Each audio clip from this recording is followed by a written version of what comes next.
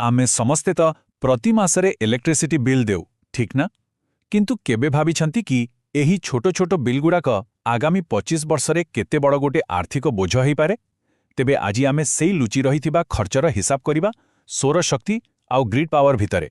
प्रश्नटा शुणिबाकू बहुत सीधा साधा लगुछि किंतु जानिछंती एहार उत्तरटा बेस आश्चर्य करिदेला भलिया। आमे साधारणतः बिजुली को गोटे मासिक खर्च हिसाब रे देखू किंतु जेतेबेले 25 वर्षर लंबा हिसाब करा जाए सेतेबेले एहार प्रकृत चेहरा सामना को आसे आउ सेटा आम कल्पनाठू बहुत बहुत अधिक।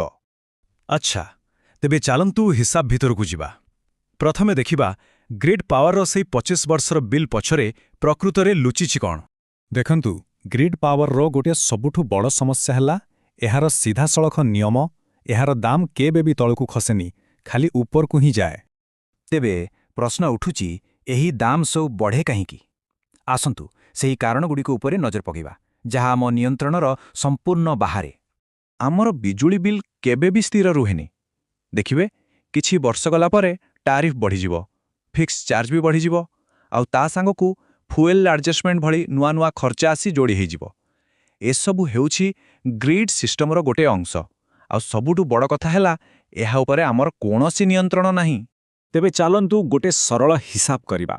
मने करंतु आगामी 25 वर्ष जाए बिजुली दर आदौ बढ़िबानी। हाँ यह असंभव किंतु तथापि चलंतु एई सर्वनिम्न खर्चटा केते हब देखिबा। जदि मासिक बिल मात्र 2500 टंका हुए आउ दाम भी स्थिर रुहे तथापि 25 वर्षरे मोट खर्च हेब 7.5 लाख टंका। भाबिले आश्चर्य लागुछि ना। एते बड़ गोटे आर्थिक दायित्व जाहाको आमे साधारणतः सेई छोट मासिक बिल भितरे देखि पारुना। किंतु वास्तव कौन हम दर तो निश्चय बढ़िबो। सेथिबे प्रकृत खर्चटा सहजरे 10 रु 12 लाख टंका छुई पारे। एहा ही हेउची आम इलेक्ट्रिसिटी बिलर असली आर्थिक बोझ। अच्छा एबे आसंतु एहार विकल्प माने सौरशक्ति विषय कथा हेबा। जानिचंती एहार आर्थिक मॉडेलटा पूरापूरी अलगा। एहा गोटी थरर निवेश परि चाले जहा निज नियंत्रण रे थाए। सौर शक्तिर खर्चर हिसाब बहुत सरल आउ स्पष्ट। आरंभरे थरेटिए निवेश करबाकू पड़िबो बस। तापरे 25 वर्षरु भी अधिक समय पाई बिजुली प्राय मागणारे मिलिबो आउ रक्षणाबेक्षण खर्च सेईटा तो नथिला भली। तेबे वर्तमान आसिला सबुठारु गुरुत्वपूर्ण अंश। चालंतु एबे सौरशक्ति आउ ग्रिड पावर खर्च को सीधा सड़क तुलना करी देखिबा। देखंतु चित्रटा पूरा स्पष्ट। गोटे पटे अछि ग्रिड पावर जेउठी जीवन सारा बिल देबार अछि आउ दाम उपरे कोनोसी नियंत्रण भी नाही। आउ अन्य पटे अछि सौर शक्ति जेउठी मात्र थरुटिए निवेश कले दीर्घम्यादी आर्थिक स्थिरता आउ निश्चितता मिलुछि।